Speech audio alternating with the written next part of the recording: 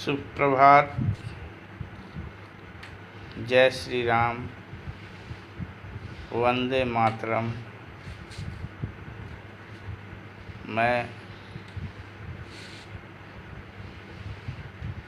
कोई लंबा चौड़ा कोरोना से संबंधित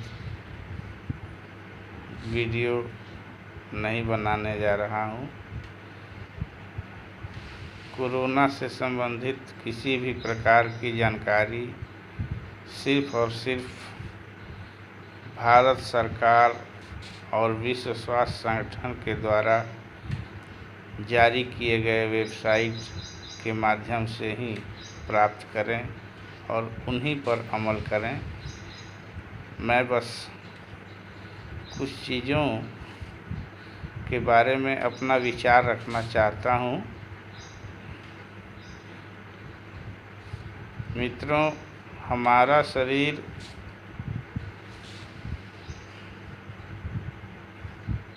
5 तत्वों से बना है।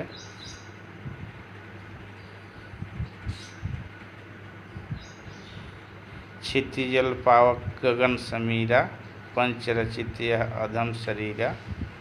अर्थात हमारे शरीर की रचना 5 तत्वों से हुई है और इन्हीं 5 तत्वों में हमारे शरीर के आरोग्यता की बात भी है, छिपी हुई है।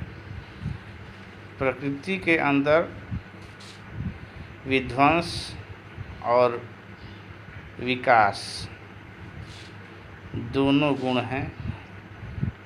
वो विध्वंस करना जानती है तो विकास करना भी जानती है, सृष्टि करना भी जानती है। तो जो एक मनुष्य के रूप में हम अपने शरीर की रक्षा के लिए कर सकते हैं, तो इसमें कोई दो मत नहीं। आज दुनिया के लोग, पूरी दुनिया के लोग ये बात समझ रहे हैं कि आयुर्वेद और उसके सिद्धांत से बढ़कर हमारे शरीर के लिए और कोई रक्षक नहीं है। मैं इसी संदर्भ में कुछ चीज़ें जो अभी भी नज़रअंदाज की जा रही हैं, इस विषय में ध्यान दिलाना चाह रहा हूँ। 5 तत्वों में एक आकाश तत्व तो हमेशा रहता ही है, तो उसके लिए तो मतलब कोई कुछ कर नहीं सकता है। लेकिन मिट्टी, वायु, अग्नि और जल, ये 4 चीज़ें हैं। इन 4 चीज़ों में शुद्धिकरण की आवश्यकता है। ये 4 चीज़ें हमारे आसपास जितना शुद्ध हो उतना ही हमारे स्वास्थ्य के लिए अच्छा है, लाभदायक है। लोग अभी भी सैनिटाइज़र, हैंड वॉश, साबुन की बात कर रहे हैं। तो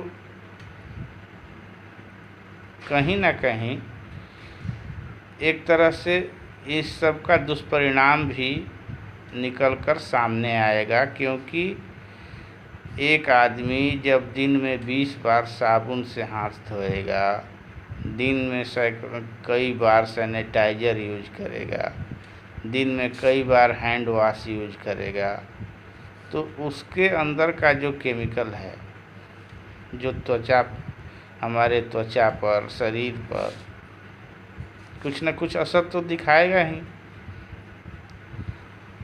सोचने वाली बात यह है कि जब साबुन नहीं था, सैनिटाइज़र नहीं था, हैंड वॉश नहीं था, तब हमारे भारत के लोग कैसे रहते थे?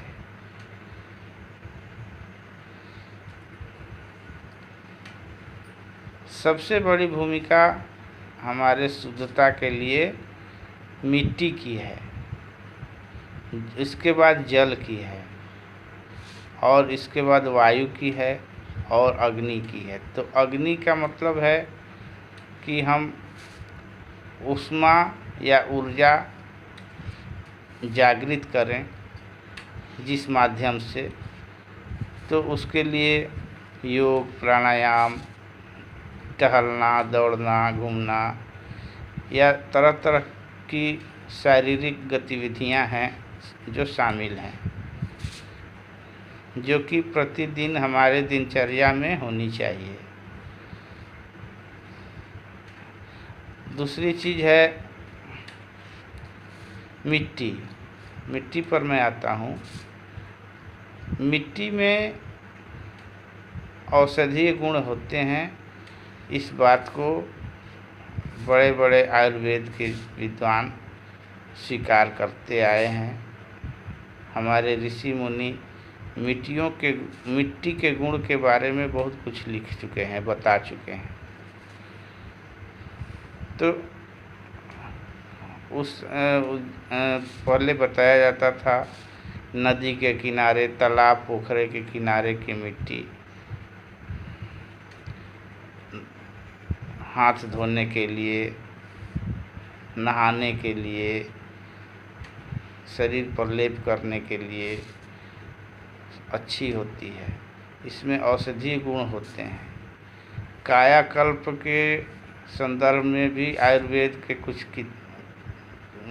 ग्रंथों में, किताबों में मिट्टी का अनुलेप बताया गया है।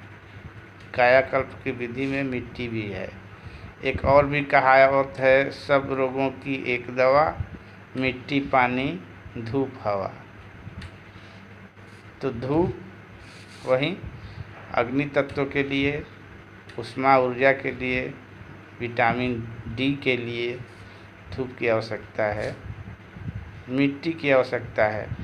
और मिट्टी, सबसे बड़ी चिंता की बात है कि हमारे आसपास की मिट्टी प्रदूषित है।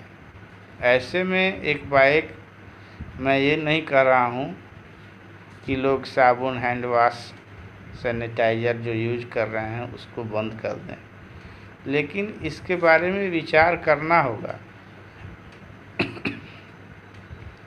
जैसे सरकार ने विचार किया पीपीई किट और N95 मास्क बनाने के लिए भारत में प्रतिदिन 2 लाख आज जो तैयार हो रहे हैं, पहले नहीं होते थे। तो इस दिशा में सोचने के बाद काम हुआ और आज बदलाव देखने को मिल रहा है। मेरे कहने का मतलब है कि मिट्टी के शुद्धिकरण के लिए कुछ न कुछ किया जाना ज़रूरी है। जैसे जल बचाने के लिए, जल शुद्धिकरण के लिए लोगों ने मुहिम चलाया, जागरूकता फैलाया।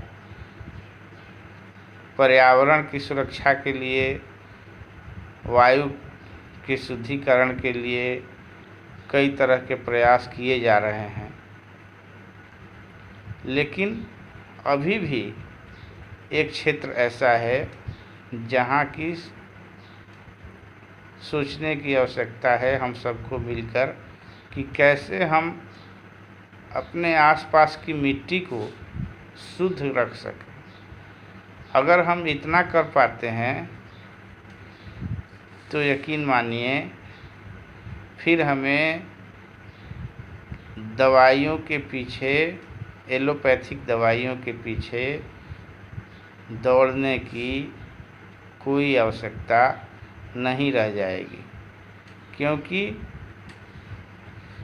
शाकाहार का लाभ आज सारी दुनिया देख रही है।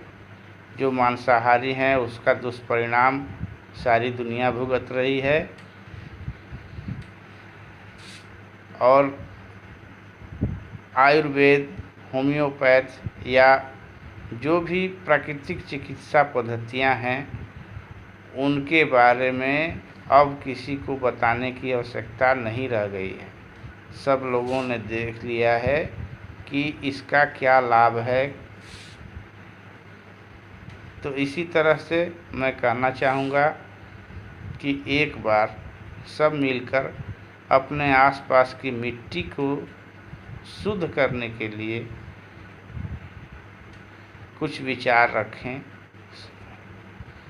सरकार तक अपने विचार को पहुंचाएं, बड़े बड़े वैज्ञानिक शोधकर्ताओं का विचार सुना जाए, किस तरह से हम अपने आसपास की मिट्टी को, अपने बागीचे की मिट्टी को इतना शुद्ध और उच्च गुणवत्ता वाला बना सकें कि उस मिट्टी के द्वारा हम साबुन, sanitiser, hand wash, detergent powder, इन सब चीज़ों का हल खोज सकें।